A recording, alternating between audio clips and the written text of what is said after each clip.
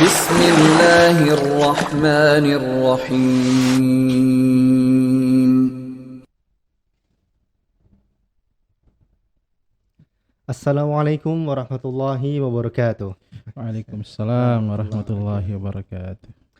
Alhamdulillah, teman-teman sahabat Rumah Belajar Al-Fatih dimanapun Anda berada. Alhamdulillah, di Rabu sore ini kita kembali lagi dalam pembahasan bincang faedah seputar adab sehari-hari. Bisa juga untuk pembahasan di bulan Ramadan ya. Nah, sebelum kita lanjut ke segmen tanya jawab bersama dengan Al-Ustadz kita, Ustadz Abu Ihsan Syahrul As-Sailari, hafizahullah. Assalamualaikum Ustadz. Waalaikumsalam warahmatullahi wabarakatuh. Ustadz. Iyakallah. Nah, jangan lupa untuk teman-teman sahabat Rumah Belajar Al-Fatih untuk terus subscribe, like, and share video kita agar kita senantiasa memberikan faedah dan manfaat ke seluruh penjuru dunia, insyaallah. Tayyib Ustaz, kaifa haluk ya Ustaz? Alhamdulillah baik. Ustaz. Bagaimana Ustaz puasanya Ustaz? Lancar Ustaz? Alhamdulillah. Memasuki pertengahan puasa ini Ustaz. Ya, sudah 16 hari ya. Sudah 16 hari Ustaz, alhamdulillah. Sudah persiapan untuk mungkin iktikaf 10 malam terakhir apa ya? Ayo insyaallah.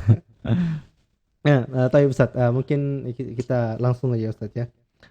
Alhamdulillah, teman-teman terima kasih yang sudah mengajukan pertanyaannya. Taib, pertanyaan yang pertama ya, ini Ustaz, bolehkah seorang muslim Ustaz sholat dalam keadaan ada darah yang keluar pada tubuhnya disebabkan oleh luka dan semisalnya Ustaz? Taib, bismillahirrahmanirrahim. Alhamdulillahi rabbil alamin. Wassalatu wassalamu ala al-mab'uts rahmatan lil alamin. Nabiyyina Muhammadin wa ala alihi wa ashabihi wa sallama tasliman mazida amma ba'd. Yang pertama, darah yang keluar dari tubuh seseorang itu ada dua. Darah yang pertama adalah darah yang keluar dari salah satu dari dua jalan. Ya, dari salah satu dari dua pintu. Apakah pintu depan atau pintu belakang. Ya, kalau darah yang keluar dari salah satu dua pintu ini, maka dia sepakat para ulama dia membatalkan wudhu, maka dia harus keluar dari salatnya, kemudian mencuci darah tersebut, lalu berwudhu kembali dan melanjutkan salat. Ini yang pertama. Darah yang kedua adalah darah yang keluar dari selain dua pintu. Ya, apakah dia keluarnya dari giginya misalnya, ya, atau dari hidungnya, mimisan ya, sejenisnya, atau telinga, gitu, ya, atau telinga, atau darah yang keluar dari sebuah luka yang ada pada tubuhnya. Nah, ini pun terbagi dua. Terbagi dua. Ya. Kalau dia darahnya sedikit, ya, damun yasir, maka para ulama mengatakan ma'fun an, itu dimaafkan. Jadi tidak berpengaruh dalam keabsahan salatnya, dia terus saja melaksanakan salat. Kalau darahnya sedikit, terus kadar sedikit ini seperti apa? Kadar sedikitnya seperti apa? Iya, supaya kita kan tahu kan, ya, kadar sedikitnya kembali kepada urf, kembali kepada kebiasaan. Kalau dikatakan ini darah yang sedikit, maka dihukumi darah yang sedikit. Kalau dikatakan ini darah yang banyak, maka dihukumi sebagai darah yang banyak. Nah, kemudian yang kedua, darah yang mengalir. Ya, darah yang mengalir ini yang disebutkan oleh para ulama, bahkan dinukilkan kesepakatan bahwasanya dia najis, ya, damun masfuh, darah yang mengalir, darah yang banyak, ya, dikatakan sebagai najis. Seperti disebutkan oleh Imam Ahmad rahimahullah taala ketika beliau ditanya tentang darah yang mengalir, ya, beliau mengatakan an-nasu la yakhtalifuna fihi, bahwasanya manusia itu tidak berselisih padanya. Dan juga kesepakatan dinukilkan oleh Imam Ibnu Hazm rahimahullah taala dalam kitab Maratibul Ijma', bahwasanya darah yang banyak itu adalah darah yang najis. Ya, dan para ulama yang lain juga menukilkan kesepakatan. Hanya saja apakah dia membatalkan salat atau membatalkan wudu ketika di dalam salat. Ya, meskipun sebenarnya ada khilaf dengan para ulama tentang darah yang keluar dari tubuh manusia ini kalau dia banyak, apakah najis atau tidak. Ulama belakangan seperti Imam Syaukani, diikuti oleh Syekh Siddiq Hasan Khan, demikian juga Imam Al-Albani rahimahullah taala, mereka mengatakan dia bukan najis. Ya, tapi tersebutkan bahwasanya ada kesepakatan para ulama sebelumnya. Ada kesepakatan para ulama sebelumnya bahwasanya mereka mengatakan itu adalah sesuatu yang najis. Nah, pembahasannya kalau dia di dalam salat, lagi salat, kemudian kan dia ada luka. Nah, tiba-tiba lukanya berdarah. Apakah dia ketika lukanya mungkin di kakinya atau di betisnya ketika duduk tahiyat, oh ternyata mengalirkan darah. Apakah salat yang menjadi batal dengan keluarnya darah tersebut? Para ulama kita, ya, seperti pendapat yang disebutkan dalam madhab Imam Malik, demikian juga Imam Syafi'i, ya, mereka mengatakan darah yang mengalir pada tubuh manusia meskipun yang banyak di dalam salatnya itu tidak membatalkan wudu. Ketika tidak membatalkan wudu maka dia lanjutkan saja salatnya. Iya. Dan ini pendapat yang dipilih oleh Syekhul Islam Ibnu Taimiyah, demikian juga oleh Al-Imam Ibnu Utsaimin rahimahullahu taala, ya, bahwasanya tidak membatalkan wudu. Sehingga teruskan saja salatnya sampai selesai, setelah itu baru dia cuci. Nah, demikian yang jawaban yang bisa saya sampaikan. Allah taala alam bisawab. Jadi ya intinya tidak membatalkan salat, ya. Tidak membatalkan wudu dan juga tidak membatalkan salat. Nah, Ustaz. Ustaz, pertanyaan berikutnya Ustaz. Bagaimana seharusnya sikap seorang muslim dalam menjalani takdir ke depannya yang tidak sesuai dengan keinginannya, Ustaz? Banyak sekali Ustaz memang manusia ini. Maunya banyak, Ustaz. Maunya banyak tapi nggak dikasih, jadi aduh, takdir ini tidak sesuai dengan harapannya. Atau ya, nah, manusia. Seperti itulah namanya manusia. Taib. Yang pertama yang harus diketahui atau diyakini oleh seorang muslim bahwasanya takdir itu adalah ketetapan Allah Subhanahu wa taala dan dia termasuk dari salah satu rukun dari rukun keimanan. Ya, ketika malaikat Jibril datang kepada Nabi sallallahu alaihi wasallam seperti disebutkan dalam hadis Umar bin Khattab, ya, riwayat Muslim, ya, malaikat Jibril bertanya kepada Nabi sallallahu alaihi wasallam, "Wa mal iman?" Apa itu iman? Maka Nabi sallallahu alaihi wasallam mengabarkan, "Antu'mina billah wa malaikatihi wa kutubihi wa rusulihi wal yaumil akhir wa tu'mina bil qadari khairihi wa syarrihi." Ya. Iman itu adalah engkau beriman kepada Allah, ya. Tu'mina billah wa malaikatihi, beriman kepada para malaikatnya, ya. Beriman kepada apa ini? Kitab-kitabnya, rasul-rasulnya, beriman kepada hari akhir, ya. Demikian juga beriman kepada takdir yang baik dengan yang buruk. Jadi kita harus yakini bahwasanya apa yang berjalan, apa yang berlaku, apa yang saya hadapi, apa yang saya dapatkan itu semua ketetapan Allah Subhanahu wa taala, ya. Makanya Allah Subhanahu wa taala berfirman dalam Al-Qur'an, "Inna kulla syai'in khalaqnahu biqadar." Sungguhnya segala sesuatu itu kami ciptakan dengan takdir-takdirnya. Ya, jadi semua sudah ditentukan oleh Allah Subhanahu wa taala, ya. Dan juga seorang itu harus meyakini, ya, seperti yang disebutkan dalam Al-Qur'an, "Kullu yusibana illa ma kataballahu lana." Katakanlah tidak ada yang menimpa kami kecuali sesuatu yang sudah ditetapkan oleh Allah Subhanahu wa taala. Semuanya telah ditetapkan oleh Allah Subhanahu wa taala. Ya, makanya disebutkan dalam hadis Abdullah bin Amr bin As, riwayat Muslim, kata Rasulullah sallallahu alaihi wasallam, "Innallaha kataba maqadiral khalaiq qabla yakhluqas samawati wal ard bi 50 alf sana." Qala wa arsyu 'alal ma'. Kata Nabi sallallahu alaihi wasallam, sesungguhnya Allah Subhanahu wa taala telah menetapkan takdir-takdir makhluk. Jadi semua sudah ditetapkan, ya. Sebelum diciptakannya atau 50.000 tahun sebelum diciptakannya langit dan bumi. Jadi sudah ada semua. Sudah ada ini, Ustaz. Iya, sudah ada. Makanya kalau kewajiban kita cuma ridho terhadap takdir tersebut. Ya, mungkin Jadi 50.000 tahun sebelum diciptakannya langit dan bumi. Dan Nabi mengatakan bahwasanya arsy Allah Subhanahu wa taala di atas di atas air. Jadi kewajiban seorang muslim, jangan dia mengatakan, "Waduh, kenapa saya dikasih takdir saya begini dan begitu," ya. Karena terkadang mungkin kita mengatakan ini bukan hal yang baik bagi saya, tapi sebenarnya itu adalah baik karena Allah Subhanahu wa taala lebih mengetahui apa yang aslah, yang baik untuk hamba-hambanya. Allah Subhanahu wa taala mengetahui hal tersebut, lebih mengetahui hal tersebut, sehingga kita harus berbaik sangka kepada Allah Subhanahu wa taala. Makanya disebutkan di dalam Al-Qur'an, "Wa asa an takrahu syai'an wa huwa khairul lakum, wa asa an tuhibbu syai'an wa huwa syarrul lakum." Ya, terkadang seperti itu, ya. Kemungkinan kata Allah Subhanahu wa taala, kalian membenci sesuatu bahwa padahal itu adalah perkara yang baik bagi kalian, atau sebaliknya, suka dengan sesuatu, cinta dengan sesuatu padahal itu adalah sesuatu yang buruk dan jelek bagi kalian. Maka kita serahkan kepada Allah Subhanahu wa taala. Kalaupun misalnya takdirnya adalah takdir sesuatu yang tidak enak untuk kita jalani, kita bersabar dan mengharapkan pahala di sisi Allah Subhanahu wa taala. Jadi kita harus meyakini bahwasanya semuanya telah ditetapkan. Hanya saja kita kan tidak mengetahui apa yang ditakdirkan oleh Allah Subhanahu wa taala untuk kita. Ya, makanya disebutkan dalam sebuah hadis, "I'malu." Ketika para sahabat bertanya, "Wahai Rasulullah, tidakkah kita bersandar kepada takdir saja?" Ya, kita kan sudah, iya kan?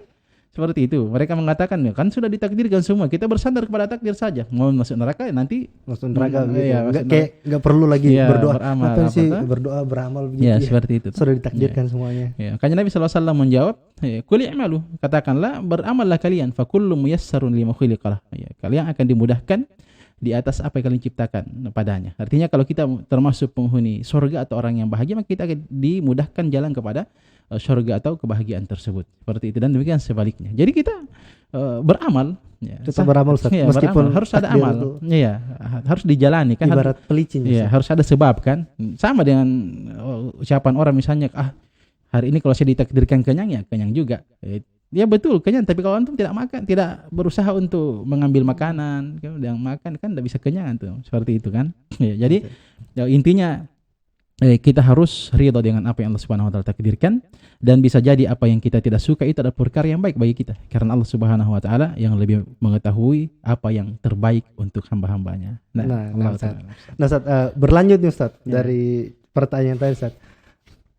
Tadi kan bertanya bagaimana sikap seorang muslim Ya. terhadap takdir kan Ustaz. Ya, Nah, ridha kan. bagaimana Ustaz tentang ini ridhonya Ustaz? Iya. Bagaimana dia harus ridho begitu Ustaz? Ya, dia harus menerima apa yang Allah Subhanahu wa taala tetapkan atas dirinya. Ya. Makanya disebutkan di dalam hadis Abdullah bin Abbas radhiyallahu taala anhuma riwayat Imam Tirmidzi, ya, kata Nabi sallallahu alaihi wasallam, "I'lam annal ummata law ijtama'u ala an yanfa'uka bi syai'in lan yanfa'uka illa bi syai'in qad kataballahu lak. Walau ijtama'u ala an yadurruka bi syai'in lan yadurruka illa bi syai'in qad katabahu Allahu laka atau alaik. Rufi'atil aqlam wa jaffatis suhuf." Kata Nabi sallallahu alaihi wasallam, ketahuilah bahwasanya seandainya semua orang berkumpul untuk memberikan manfaat, memberikan faedah kepada dirimu, maka mereka tidak akan mampu mendatangkan kecuali apa yang telah Allah Subhanahu wa taala tetapkan atas dirimu. Demikian juga sebaliknya, kalau manusia, seluruh umat manusia itu bahu membahu, tolong menolong, bantu membantu, ya, antara satu dengan yang lainnya untuk mendatangkan kemudaratan kepada dirimu, maka mereka tidak akan mampu mendatangkan kemudaratan kecuali apa yang telah dicatat oleh Allah Subhanahu wa taala untuk dirimu. Makanya Nabi sallallahu alaihi wasallam, rufi'atil aqlam, pena itu sudah diangkat dan tinta itu sudah kering. Ya, seperti itu. Jadi kewajiban kita tinggal ridha dan menerima apa yang Allah Subhanahu wa taala takdirkan. Ya, di samping kita juga banyak berdoa kepada Allah Subhanahu wa taala diberikan kesabaran kalau misalnya apa yang ditakdirkan itu hal yang tidak mengenakkan jiwa kita kan. Ya, seperti itu. Supaya Allah Subhanahu wa taala berikan karunia kepada kita berupa kesabaran menjalani apa yang kita dapatkan tersebut. Tapi ya ala kulli hal ya, kita juga terus berusaha. Misalnya kalau kita mendapatkan rezeki yang sedikit, ya kita berusaha untuk mencari pintu-pintu rezeki yang lain. Nah, seperti itu dia. Jadi jangan berpangku tangan, jangan berdalil dengan takdir memang seperti ini. Jadi saya sudah begini saja. Tidak, dia harus ada usaha. Seperti itu. Nah, ya barakallahu Ustaz. Tapi Ustaz, pertanyaan yang berikutnya Ustaz. Pak Ustaz, saya tidak pakai hijab, tapi orang tua saya bilang kalau ke tempat tertentu seperti ke masjid atau ke acara keagamaan pakai hijab. Apakah saya termasuk orang yang munafik? Nah, Muslim Ustaz, seorang Muslim, dia memang tidak mengenakan hijab Ustaz, tapi orang tuanya suruh kalau mungkin pergi ke masjid atau mungkin ke acara pengajian dan lain sebagainya pakai hijab seperti Ustaz. Tapi setelah dari situ dia lepas lagi Ustaz. Nah, apakah dia termasuk orang munafik Ustaz? Pertanyaannya. Nah, jadi sebelum kita masuk ke dalam jawaban dari pertanyaan tersebut, seorang perempuan itu perlu mengetahui bahwasanya dia adalah ujian yang terberat, fitnah yang terberat bagi seorang laki-laki. Ya, makanya dia harus menjaga hijabnya. Harus menjaga hijab, karena hijab itu adalah perkara yang wajib, perkara yang diwajibkan oleh Allah Subhanahu wa taala. Fitnah yang terberat bagi kaum laki-laki adalah perempuan. Disebutkan di dalam hadis Usamah bin Zaid radhiyallahu taala anhu, riwayat Bukhari Muslim, kata Rasulullah sallallahu alaihi wasallam, "Ma taraktu ba'di fitnatan adarra 'ala rijali minan nisa." Saya tidak pernah meninggalkan sebuah fitnah, sebuah ujian yang terberat bagi kaum laki-laki itu setelah peninggalku, kecuali adalah fitnahnya perempuan. Ya, makanya perlu dijaga hijabnya. Nah, demikian juga disebutkan di dalam hadis Abu Sa'id Al-Khudri riwayat Muslim, kata Nabi sallallahu alaihi wasallam, "Fattaquduni wattaqun nisa." Hati-hatilah kamu atau hati-hatilah kalian dari dunia. Demikian juga dari perempuan. fa inna awwala fitnatin fa inna awwala fitnati Bani Israil kanat fin nisa. Karena fitnah yang paling pertama menimpa Bani Israil itu adalah fitnah perempuan. Musibah yang paling pertama menimpa Bani Israil adalah musibah perempuan. Makanya seorang perempuan itu harus menjaga hijabnya. Ya, kemanapun dia pergi, ketika keluar rumah dia harus menjaga hijab. Jangan sampai menanggalkan hijab dan menampakkan perhiasan dirinya. Nah, kan disebutkan dalam Al-Quran.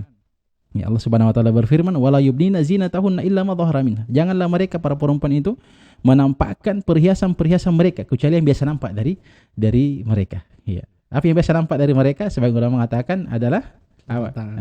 Iya, jadi disebutkan dalam Asar Ibnu Mas'ud yang biasa nampak itu adalah pakaian luarnya.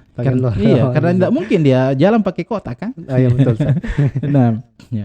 Kemudian disebutkan juga di dalam ayat yang lain, wa idza as'altumuhunna mata'an fas'aluhunna min wara'il hijab. Jika kalian meminta kepada mereka para perempuan itu sesuatu, maka mintalah dari belakang hijab, dari belakang tabir. Menunjukkan bahwasanya hijab itu adalah perkara yang harus bagi seorang perempuan. Dan disebutkan dalam ayat yang lain, Allah Subhanahu wa taala berfirman, "Qul ya ayuhan nabi, wahai nabi, qul li azwajika, katakanlah kepada istri-istrimu, wa banatika, kepada anak-anak perempuanmu, wa nisa'il muslimin, demikian juga kepada para perempuan kaum muslimin, ya, yudnina alaihinna min jalabibihin, hendaklah mereka menjulurkan jilbab mereka ya ke seluruh tubuh mereka." Jadi diperintahkan untuk menutup kan? Ya. Diperintahkan untuk menutup dirinya. Karena memang seperti itu, perempuan itu ketika dia keluar rumah, dia akan dibuat indah pada pandangan laki-laki. Dari arah mana saja dia dilihat, pasti kelihatan menarik kan? Seperti itu. Dari belakang juga menarik, dari samping menarik, apalagi dari depan kan? Seperti itu. Oleh para syaitan. Ya, seperti itu. Yang disebutkan dalam hadis Abdullah bin Mas'ud radhiyallahu taala anhu, ya, riwayat Imam Tirmidzi, kata Rasulullah sallallahu alaihi wasallam, al-mar'atu aurah. Perempuan itu adalah aurat. Fa idza kharajat istatsarfa syaitan. Ketika dia keluar rumah, maka syaitan akan membuatnya indah pada pandangan laki-laki. Seperti itu dia. Makanya dia harus memperhatikan hijabnya ketika keluar rumah. Jangan cuma pergi pengajian, jangan cuman pada acara-acara tertentu saja dia pakai hijab. Ya, pergi mengaji, pergi di masjid, ya, pergi pesta, ya. Tapi setelah dia pulang dari acara tersebut, ternyata dia tanggalkan hijabnya. Ini adalah hal yang tidak diperbolehkan, perkara yang diharamkan. Kenapa? Karena hijab itu adalah perkara yang wajib. Jadi apakah dikatakan sebagai orang munafik? Ya, kita mengatakan bahwasanya dia terjatuh dalam perbuatan dosa. Ya, perbuatan dosa. Dia harus istiqamah, banyak berdoa kepada Allah Subhanahu wa taala supaya diberikan keteguhan hati, kekuatan hati untuk bisa istiqamah di dalam mengenakan hijabnya. Ya. Karena ini adalah jalan yang bisa dia tempuh untuk meraih keridhaan Allah Subhanahu wa taala. Tidak usah takut kalau pakai hijab misalnya, boy, nanti jodohku jauh misalnya. Jodohku jauh, nanti banyak tidak suka. Jodoh itu adalah sesuatu yang ada di tangan Allah Subhanahu wa taala. Nah, tidak usah takut. Nah, taib Ustaz. Kemudian mengenakan hijab Ustaz. Nah, ada sebagian orang bertanya Ustaz tentang hijab seperti apa sih Ustaz yang ketika Allah Subhanahu wa taala perintahkan kepada Nabi untuk umatnya itu Ustaz. Ada yang sebagian mengatakan hijabnya itu masih kelihatan mukanya saja begitu Ustaz. Ada yang mengatakan bahwa tertutup semuanya begitu Ustaz. Bahkan sekarang itu ada yang sudah membedakan hijab, jilbab dengan kerudung dan lain sebagainya itu Ustaz. Ustaz. Jadi seperti apa sih Ustaz hijab yang dimaksud tersebut Ustaz? Nah, jadi para ulama kita menyebutkan syuruti libasil mar'ah, syarat-syarat perempuan syarat-syarat dari pakaian seorang perempuan. Ya, kapan dikatakan sebagai hijab syar'i? Kapan dikatakan sebagai hijab yang syar'i? Yang pertama dia adalah an yakuna satiran li jami'i badaniha. Ya, dia harus menutupi seluruh tubuhnya. Ya, adapun masalah tangan dengan wajah itu ada khilaf di kalangan para ulama. Tapi khilafnya di sini perlu diketahui antara mustahab dengan wajib, bukan antara boleh dengan tidak. Boleh dinampakkan dengan atau sunnah, tidak. Tapi khilafnya di kalangan para ulama adalah antara mustahab, sunnah dengan wajib. Apakah dia wajib atau sunnah? Ya. Tapi bersamaan dengan dikatakan sunnah, seperti Syekh Al-Albani rahimahullah taala mengatakan dalam kitabnya Jilbabul Mar'ul Muslimah, beliau mengatakan dia perkara yang sunnah. Tapi bersamaan dengan itu beliau mengatakan lebih utama di zaman kita ini dia menutup kan? Menutup saja. Ya, menutup aja. Ini yang pertama ya, ayakuna satiran li jami' ibadahnya. Hendaknya pakaian tersebut menutupi seluruh tubuhnya. Kemudian yang kedua, alla yakuna zinatan fi nafsiha atau fi nafsihi. Hendaknya pakaian tersebut bukan perhiasan pada dirinya. Ya, kalau sekarang kan hijabnya kan macam-macam. Boy, macam Ustaz Iya. dilingkar kiri kanan Ustaz. Iya, hijabnya macam-macam, baru dibordir supaya ya enak dipandang. Iya. Itu sudah keluar dari tujuan hijab Tujuan. tersebut. Hijab itu kan sebenarnya untuk menutupi, tapi kalau dimodel, ya, Dimodel. dibuat indah, dimodel kan, dikasih hiasan-hiasan itu kan akan mengundang pandangan, memancing pandangan orang-orang yang bukan mahramnya dan seterusnya. Jadi harus tidak termasuk Tidak termasuk. zina, perhiasan pada dirinya. Mereka pakai hijab Ustaz, tapi matanya lentik sekali Ustaz. Dihias yang Itu juga. menjadi Nah, itu juga yang perlu diperhatikan ya. Artinya hal-hal yang seperti itu hendaknya dia menampakkan di depan suami kalau dia sudah berkeluarga kan. Jadi ini syarat yang kedua, dia tidak termasuk perhiasan pada dirinya. Nah, makanya sebagian para masyayikh mengatakan seperti Syekh Said Ruslan, ya, hafizahullah taala, beliau mengatakan hijab yang sekarang itu yahtaju ila hijab. Hijabnya perempuan sekarang itu butuh dihijabi lagi. Nah, karena saking menampakkan keindahan dari hijab tersebut. Kemudian yang ketiga, alla yakuna mutatayyiban. Hendaknya pakaian tersebut dia tidak diberikan parfum, diberikan minyak wangi. Ya, ini kan juga kadang sebagian perempuan tidak mengerti dan tidak tahu tentang hal tersebut. Dari jauh kalau naik motor misalnya kan, wah, sudah tercium misalnya sudah tercium kan? Atau ada yang bilang ini baunya tipis-tipis. Iya, sama saja mana tipis. Yang namanya parfum itu tidak diperbolehkan. Tidak disebutkan dalam sebagian riwayat Nabi sallallahu alaihi wasallam bersabda, ayyuma mar'atin ista'tarat, perempuan mana saja yang dia mengenakan parfum, ya, thumma marrat ala qaumin, kemudian dia melewati sekelompok laki-laki, dia jiduriha, supaya orang yang dilewati itu mendapatkan atau mencium baunya, maka Nabi sallallahu alaihi wasallam mengatakan fahiya zaniyah, ya, dihukumi sebagai perempuannya zaniyah. Nah, ini perlu diperhatikan. Jadi sudah 3 syarat kan. Kemudian dia alla yakuna dayiqan, ya, pakaian tersebut tidak sempit. Jangan membentuk lekuk-lekuk tubuhnya kan. Kalau sempit kan kelihatan semua yang harusnya ditutupi kan terjadi kelihatan. Nah, itu bahaya. Kasih tali-tali biasa.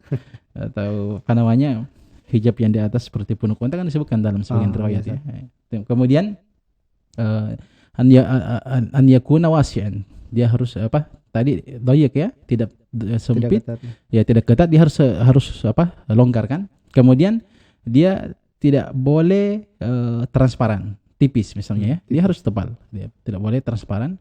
Kemudian yang terakhir, dia pakaian tersebut bukan pakaian kemasyhuran. Ya, bukan pakaian yang ingin tenar sendiri kan. Nampak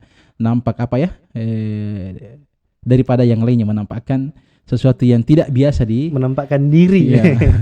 Berbeda dengan yang lain. Ya, berbeda dengan yang lain ya, seperti itu. Ini diantara syarat-syarat dari pakaian syar'i libasul mar'al muslimah yang disebutkan oleh para ulama kita yang perlu diperhatikan. Nah, taib Ustaz. Yang berikutnya Ustaz, bismillah, afwan Ustaz, izin mau bertanya, apa hukum melayat dan memberi derma ke orang nonis Ustaz atau non muslim Ustaz? Syukran jazakallahu khairan. Oh iya, jazakumullah khairan. Taib. Perlu diketahui bahwasanya orang kafir itu dibagi oleh para ulama menjadi 4. Ya, jadi bukan cuma satu orang kafir, semuanya kafir sama. Semua. Ya, kafir ya, semua kafir. Cuman masing-masing dari keempat pembagian ini beda-beda hukumnya dalam menyikapi. Yang pertama, kafir harbi. Kafir harbi ini kafir yang memerangi kaum muslimin. Maka ini tentunya tidak boleh kita takziah kepadanya. Tidak boleh kita, karena dia mereka memerangi kaum muslimin. Adakah masih ada zaman ini? Ya. Orang-orang kafir yang memerangi kaum muslimin ya. Adalah. Tentunya seperti ya, antum tahu bagaimana tuh. Taib. Yang pertama. Yang kedua, kafir dhimmi. Kafir dhimmi ini dia adalah kafir yang membayar jizyah, upeti, kepada pemerintah kaum muslimin supaya mereka mendapatkan perlindungan. Nah, ini disebutkan dari Al Hasan Al Basri rahimahullah taala, kata beliau, idza azzaita dhimmiyah, ya, apabila engkau bertakziah kepada orang kafir dhimmi, maka katakanlah kepadanya hendaklah engkau mengatakan kepadanya aktsara malaka wa waladaka, atau yang semisal dengan itu, semoga Allah memperbanyak harta dan anak-anakmu. Jadi tidak didoakan pengampunan, karena memang orang kafir kan tidak akan pengampunan kan. Kemudian yang ketiga, kafir musta'man atau musta'min, ya, orang kafir yang mendapat perlindungan. Misalnya orang kafir dari luar negeri masuk ke Indonesia kan ada perlindungan kan dari pemerintah.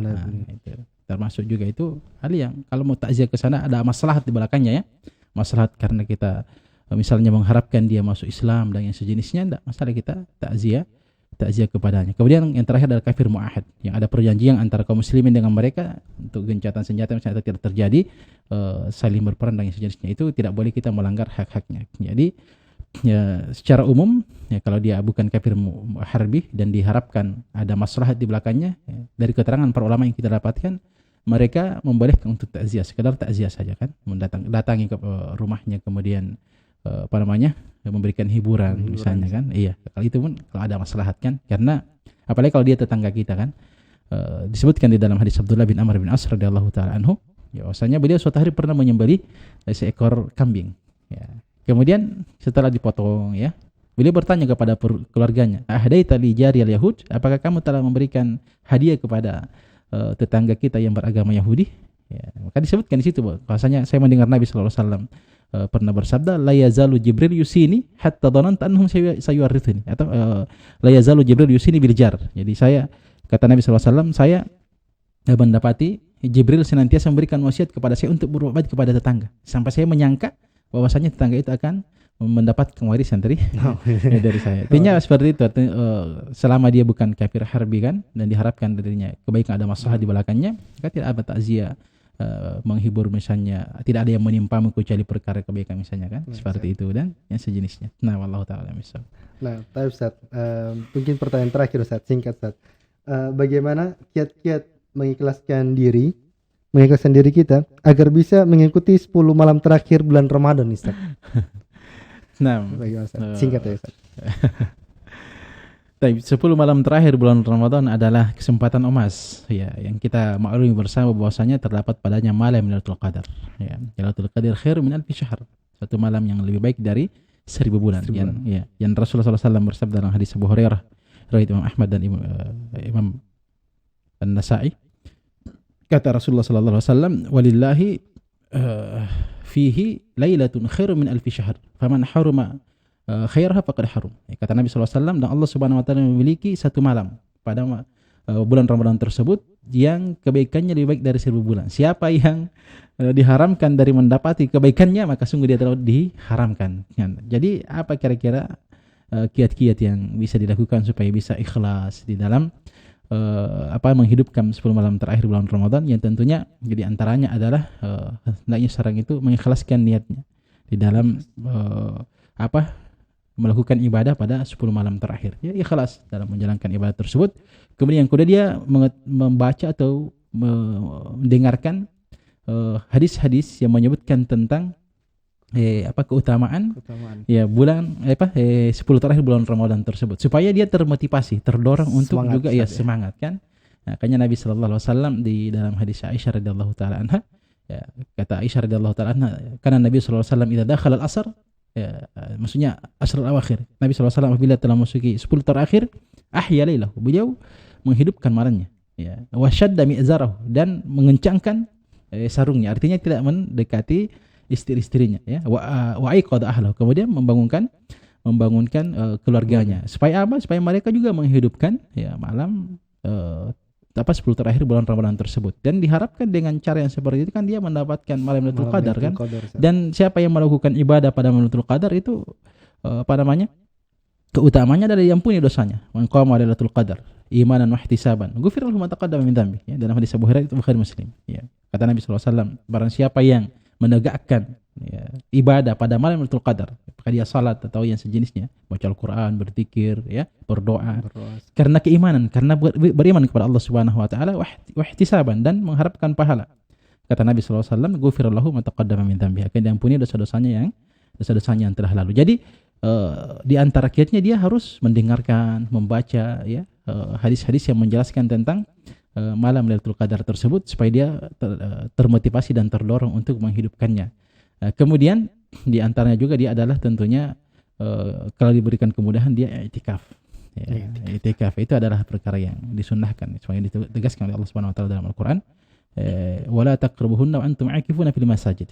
Janganlah kalian mendekati istri kalian sementara kalian dalam keadaan i'tikaf di masjid. Jadi itu hal-hal yang perlu diperhatikan, meskipun di sana ada perkara-perkara yang mungkin bisa kita lakukan untuk bisa ikhlas, bersemangat di 10 terakhir bulan Ramadan untuk Ustaz. meraih Lailatul Qadar. Nah, wallahu taala. Syukur Ustaz. Mudah-mudahan ya, alhamdulillah Ustaz telah menjawab pertanyaan-pertanyaan dari teman-teman sekalian. Mudah-mudahan bisa menjawab pertanyaan dari teman-teman sekalian dan bisa saran-saran yang tadi telah disampaikan diamalkan tentu saja ya, yang kita harapkan seperti itu. Baik, terima kasih Ustaz ya, syukur Ustaz, jazakallahu khairan Ustaz. Baik, buat teman-teman jangan lupa untuk subscribe dan share dan dukung terus Rumah Belajar Al-Fatih. Assalamualaikum warahmatullahi wabarakatuh. Assalamualaikum warahmatullahi wabarakatuh. Ada bunyi. Iya. Ada bunyi. Iya bunyi.